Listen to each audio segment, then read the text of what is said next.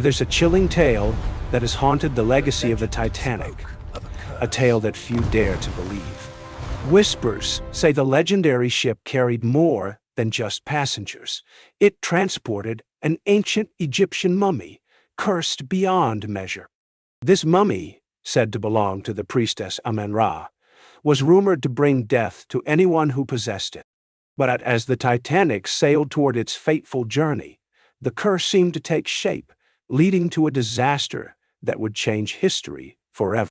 Was it truly the mummy's curse that sank the ship? Or was it just a dark legend with an eerie connection to the night the Titanic met its end? The year is 1912. The stage is set for a collision of worlds, the gleaming pinnacle of human ingenuity against the merciless might of nature. The vessel, RM's Titanic, a floating city of dreams, hailed as unsinkable, a testament to man's triumph over the elements. But what if this was merely a prelude? A grand, tragic overture to a far more sinister play. Centuries in the making?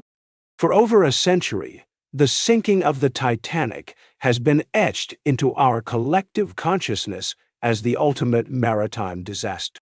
A tale of hubris, of cold steel, torn by an colder iceberg. But beneath the layers of historical fact, a chilling whisper persists. A story born not of ice and iron, but of ancient sands, forgotten gods, and a curse as old as time itself. They say the Titanic carried more than just millionaires and immigrants across the vast Atlantic. They say she carried a passenger from a forgotten era, an entity draped in linen, steeped in darkness, and burdened by a curse that predated Christianity itself. A curse whispered from the depths of tombs, across continents, and ultimately onto the decks of the grandest ship ever built. This is not just the story of the Titanic. This is the unraveling of a double prophecy, a confluence of two dark foretellings. One, a stark, rational warning penned by a former sailor, Morgan Robertson, in his eerily prescient novel, The Wreck of the Titan, published a full 14 years before the real disaster. The other, a far more ancient, ethereal premonition. A curse woven into the very fabric of an Egyptian artifact, passed down through generations, bringing death and despair to all who dared disturb its eternal slumber. Tonight, we delve into the terrifying intersection of these two narratives. We explore the chilling possibility that the Titanic was doomed not just by an iceberg, but by the weight of an ancient soul. That beneath the veneer of Gilded Age splendor, a spectral passenger was already marking her for the abyss. This is the true, untold story of the Titanic. The story of the mummy's curse, the wreck of the Titan. Prepare yourselves. For some secrets, once unearthed, refuse to stay buried. Our journey begins not on the bustling docks of Southampton, but in the sun-baked sands of ancient Egypt, decades before the Titanic was even a dream in an engineer's mind. The late 19th century was the golden age of Egyptology. European explorers, archaeologists, and adventurers, driven by scientific curiosity and insatiable greed, descended upon the Valley of the Kings, tearing open tombs that had remained sealed for millennia. Among these ambitious explorers was a fictional, yet archetypal, British aristocratic adventurer, Lord Harrington. Driven by a thirst for unparalleled discovery, Harrington pushed deeper, further than his contemporaries. He sought not just relics, but the very essence of ancient power. And in the suffocating darkness of an unmarked tomb, beneath layers of sand and forgotten spells, he found her. She was the mummy of Amen-Ra, a high priestess from the 18th dynasty, renowned not only for her beauty and power, but for her formidable magical ability. The sarcophagus itself was a masterpiece of ancient artistry, adorned with glittering gold and lapis lazuli. But upon closer inspection, something far more sinister was revealed. Hieroglyphs, carved into the inner lid, were not praises, but dire warnings. An inscription, partially translated by a terrified local assistant, spoke of a curse. Death will come on swift wings to him who disturbs the peace of the king, or in this case, the priestess. Lord Harrington, a man of science and colonial arrogance, dismissed the warnings as superstitious nonsense. He saw only the historical significance, the priceless value. He had unearthed not just a mummy, but a legend. A legend, however, that came with a price measured in suffering and death. The moment Amen-Ra's sarcophagus was breached, a subtle, almost imperceptible shift occurred. Strange incidents began to plague Harrington's expedition. Tools went missing. Unexplained illnesses swept through the camp. One night, Harrington's most trusted assistant was found dead, not by violence, but by a sudden, inexplicable heart attack, his face frozen in a mask of terror. The local workers, steeped in the ancient lore, deserted en masse, whispering of the priestess's wrath. Harrington, stubbornly rational, attributed these events to the harsh desert conditions and the psychological strain of the dig.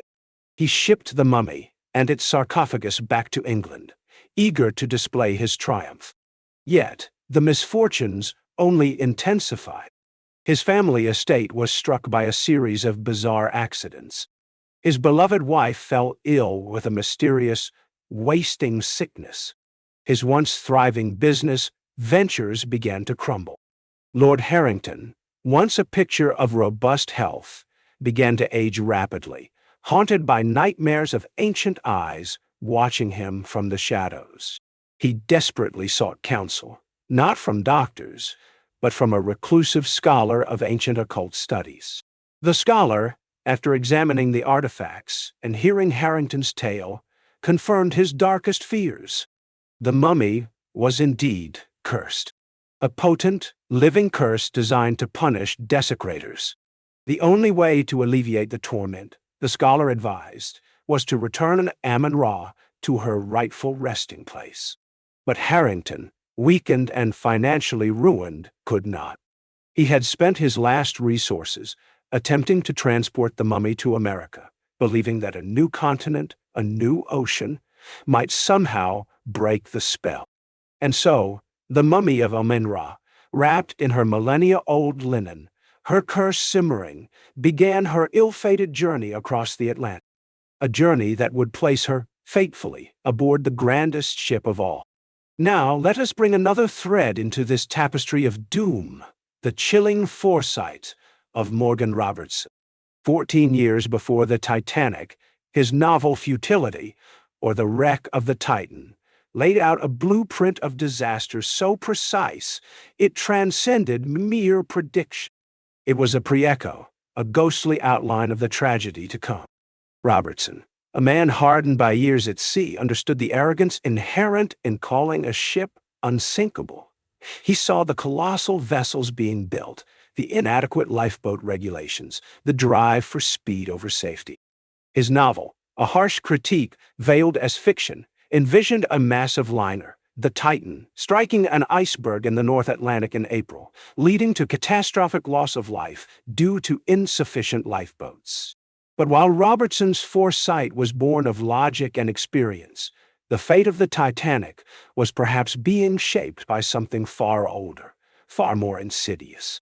For, according to the legend, the mummy of Amen-Ra was now on her way to Southampton, destined for America, her curse hungry for a new host. The tale posits that the mummy was purchased by an unnamed, wealthy American archaeologist who, despite the string of misfortunes surrounding her, believed the curse was simply a superstition. He arranged for her transport to New York, intending to display her in a private museum. And what better vessel for a priceless ancient artifact than the most secure, most luxurious ship in the world? The Titanic. The crate, allegedly containing Amen-Ra, was supposedly loaded into the cargo hold, possibly even concealed within a larger consignment to avoid customs scrutiny or the sensationalism that would undoubtedly accompany such an artifact. It was a secret passenger, an unseen presence, bringing with it an aura of silent menace that contrasted chillingly with the ship's vibrant, optimistic atmosphere. Could the logical prophecy of Robertson and the mystical curse of Amen-Ra be intertwined? Could the rational forewarning of human error merely be the mechanism through which an ancient supernatural force exerted its will? Was the iceberg not merely a random act of nature, but a weapon wielded by a vengeful spirit? The ship sailed, a microcosm of Edwardian society. First-class passengers reveled in unprecedented luxury, oblivious. Second class dreamt of new beginnings. Third class yearned for hope. And in the depths of the cargo hold, a silent, ancient presence was making its slow, deliberate way across the dark ocean, each knot of speed drawing it closer to its predetermined rendezvous with destiny. The Titanic, a marvel of human pride, was hurtling towards an iceberg foreseen by a novelist and a fate, perhaps orchestrated by a spirit from ancient Egypt. The night of April 14, 1912, was unnervingly clear and still. The sea, usually a tempestuous beast, lay flat and calm, a deceptive mirror reflecting the indifferent stars. This stillness, ironically, made the icebergs harder to spot, as there were no breaking waves at their bases to reveal their presence. Above deck, the band played on.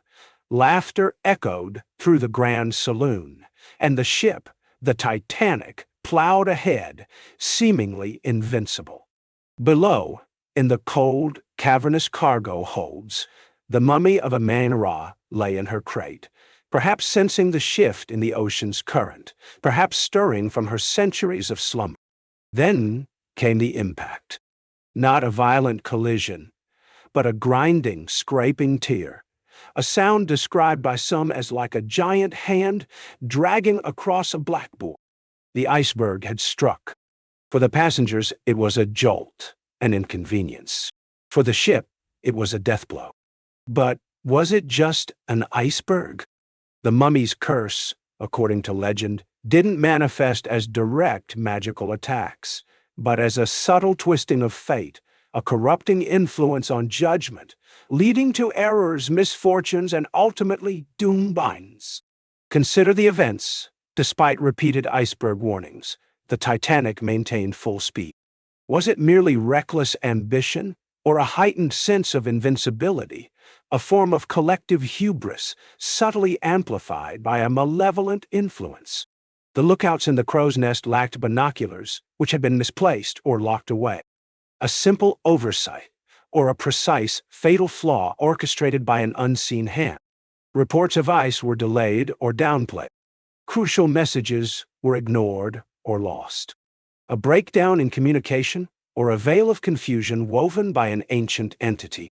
As the ship began to list, panic, a primal force, began to spread.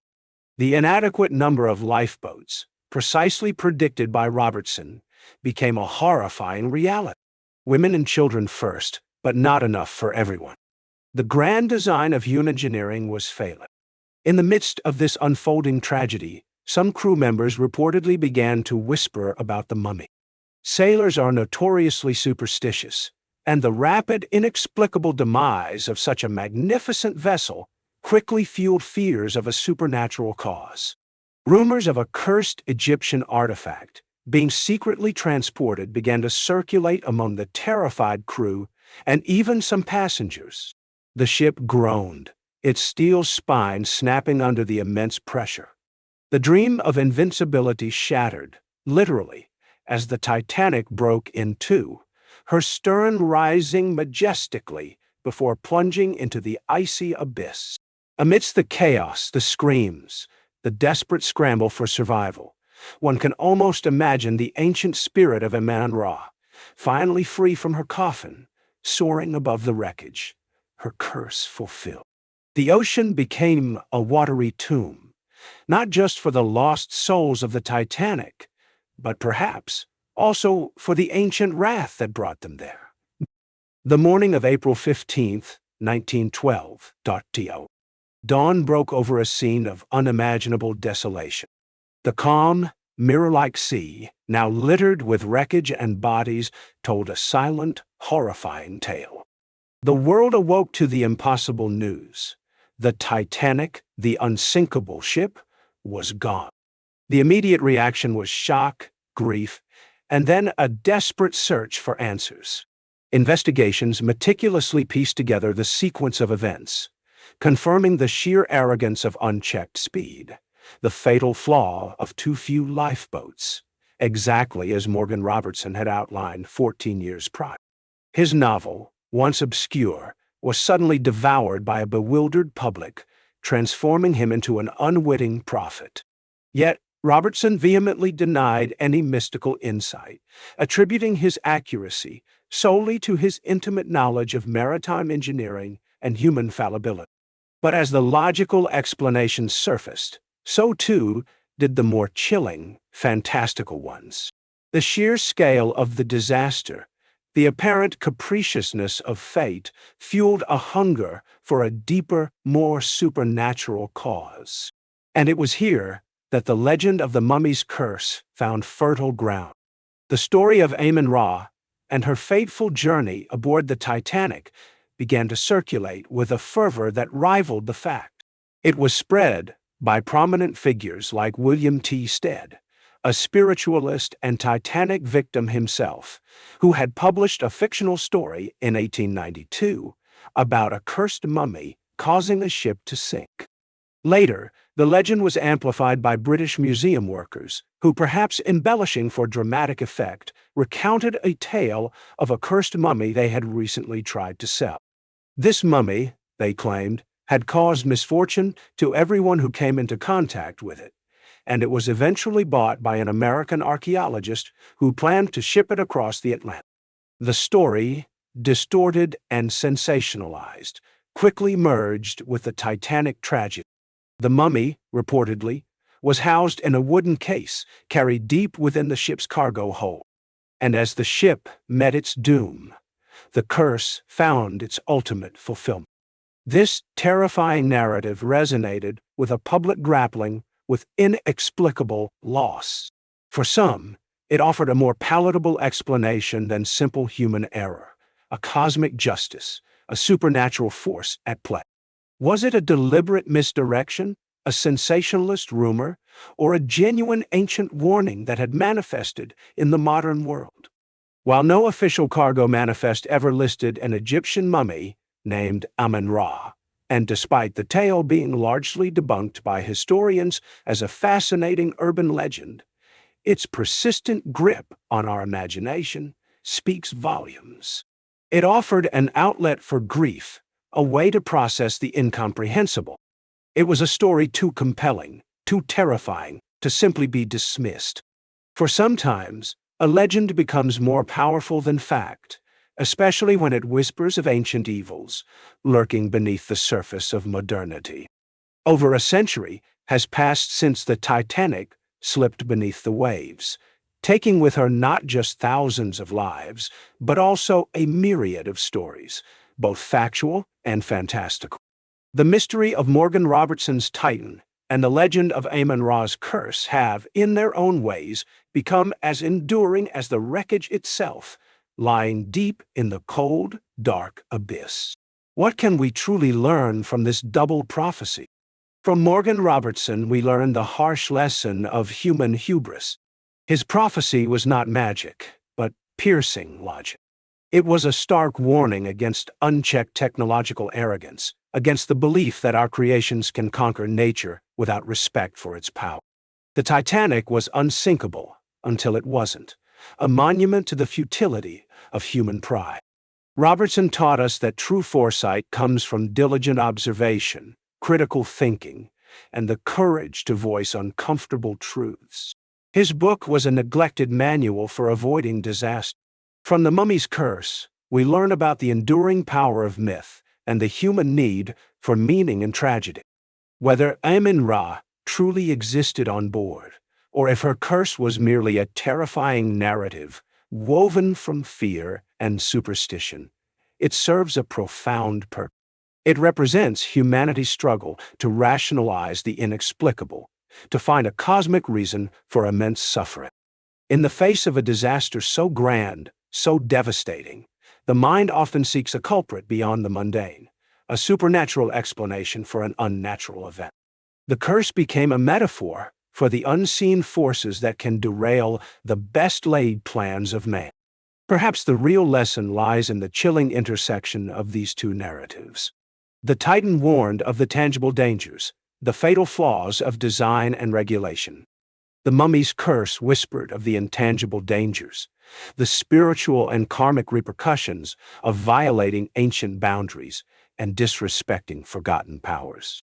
The Titanic was a ship laden not just with rich cargo and hopeful dreams, but also with the intellectual arrogance of an age, and perhaps the spiritual baggage of an ancient restless soul. Whether you believe in the cold, hard logic of a sailor's prediction, or the ancient, chilling power of a mummy's curse, the outcome was the same, a catastrophe of epic proportions that continues to fascinate and haunt us. The Titanic lies broken, a silent testament to a night of terror. But the stories, the prophecies, the curses, they continue to sail across the seas of time, reminding us that some mysteries are too profound to be fully explained. They whisper from the depths, an eternal warning, that even the grandest creations of man are fragile, and that some sleeping giants, be they icebergs or ancient spirits, should always be left undisturbed.